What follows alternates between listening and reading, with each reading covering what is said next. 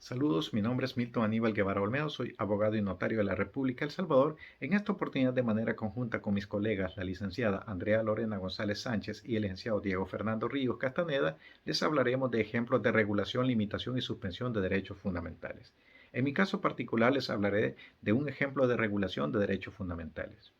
Una de las notas esenciales de las constituciones de los estados democráticos es el reconocimiento de los derechos fundamentales, los cuales son facultades o poderes de actuación reconocidos a la persona humana como consecuencia de exigencias ético-jurídicas derivadas de su dignidad, su libertad y su igualdad inherente,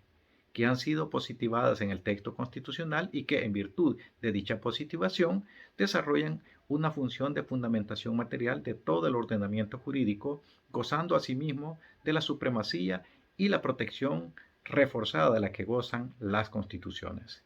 La relación normativa o configuración es la dotación de contenido material a los derechos fundamentales a partir de la insuficiencia del que la Constitución les otorga, lo cual lleva a adoptar disposiciones que establezcan sus manifestaciones y alcances, las condiciones para su ejercicio, así como la organización y procedimientos que sean necesarios para hacerlas efectivas y sus garantías. Desde esta perspectiva puede afirmarse que un derecho fundamental puede ser regulado por las disposiciones infraconstitucionales provenientes de los órganos estatales o entes públicos que se encuentran constitucionalmente facultados para ello. Un ejemplo claro de regulación de un derecho fundamental es el derecho a la salud, regulado por medio del Código de Salud, en el cual se desarrollan los principios constitucionales relacionados con la salud pública y asistencia social de los habitantes de la República, y las normas para la organización, funcionamiento y facultades del Consejo Superior de Salud Pública, del Ministerio de Salud y demás organismos del Estado, servicios de salud privada y las relaciones de estos entre sí en el ejercicio profesional relativas a la salud del pueblo. En cuanto a la limitación de un derecho fundamental, es un caso específico de regulación que se caracteriza por las siguientes propiedades. Primero, que es directa, que instituye una disciplina general del derecho o aun siendo parcial, afecta alguno de los elementos sustanciales o sus aspectos esenciales. La limitación o restricción de un derecho supone la regulación e implica una modificación en su objeto o sujetos,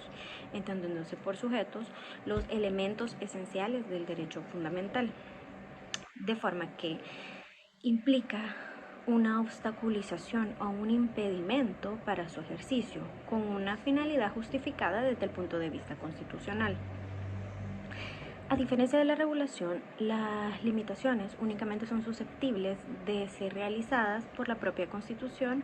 o por la ley emanada en sentido formal, es decir, por la fuente jurídica emanada de la Asamblea Legislativa. Un ejemplo de las limitaciones de un derecho fundamental es el derecho a la libertad física, ambulatoria o de movimiento,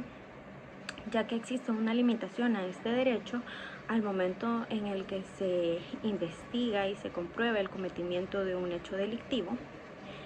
con las imposiciones de detención provisional, que está regulada en el artículo 8, con relación al artículo 329 del Código Procesal Penal, o cuando se le impone una pena de prisión de al artículo 45, inciso primero del Código Penal, ya que se restringe la libertad ambulatoria de manera relativa,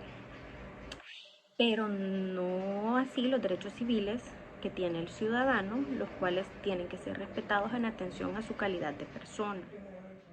Para ir finalizando con la exposición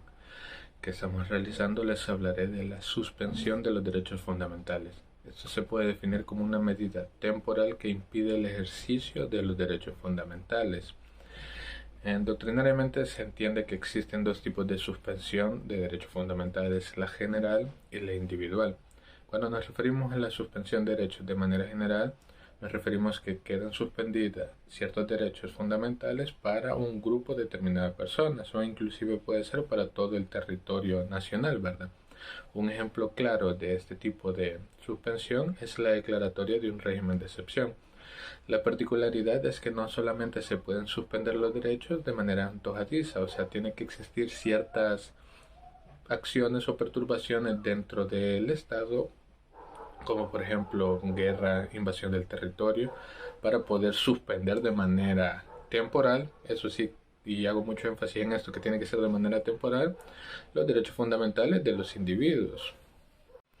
El otro tipo de suspensión de derechos fundamentales es la que se realiza de manera individual. En este caso se puede definir como una medida que impide el ejercicio de los derechos fundamentales o de ciertos derechos fundamentales a una persona individualizada. En este caso se realiza por ciertas acciones que se cometen en la persona, no va dirigida a una colectividad. Un ejemplo claro que encontramos nosotros en nuestra legislación es el artículo 74 de la Constitución, el cual literalmente expresa que pierden los derechos de ciudadano 4 personas, los que se le declare autoinstrucción formal, las personas enajenadas mentalmente, las personas declaradas interdictas por medio de una resolución judicial y las personas que sin justa causa se nieguen a ejercer un cargo de elección popular. En este caso, si vemos claramente, podemos determinar